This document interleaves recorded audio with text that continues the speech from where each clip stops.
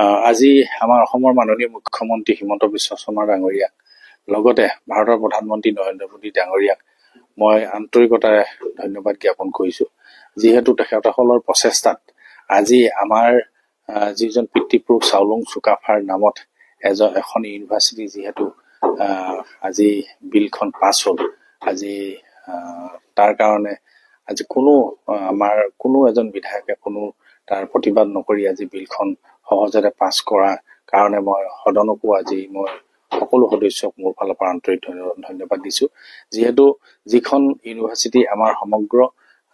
জাতিটোৰ কাৰণে এটা ঐতিহাসিক এটা নাম, যিটো নামেৰে সমগ্ৰ জাতিটোক সমগ্ৰ অসমখনক যুগ যুগান্তলৈ যে চিনাকি দি থাকিব, এইটো এটা প্ৰায় নিশ্চিত বা এইটো এটা ধ্ৰুৱ সত্য সকলোৱে জানে, যিহেতু চাওলুং চুকাফাই ইয়াতেই বৰ অসম প্ৰতিষ্ঠা কৰিছিল, তাতে জাতি গঠন প্ৰক্ৰিয়া আৰম্ভ কৰিছিল বা এটা অসমীয়া জাতি গঢ়িছিল।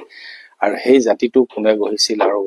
এই অসমখন কোনে গঢ় দিছিল, কোনে প্ৰতিষ্ঠা কৰিছিল, এই কথাখিনি হাজাৰ বছৰ পাছতো শিক্ষাৰ্থীসকলে অন্তত এইখিনি মনত পেলাব। গতিকে আজি পুনৰবাৰ মই আমাৰ মাননীয় মুখ্যমন্ত্ৰী মহোদয় আৰু ভাৰতৰ প্ৰধানমন্ত্ৰী নৰেন্দ্ৰ মোদী ডাঙৰীয়াক মই ধন্যবাদ দিছো।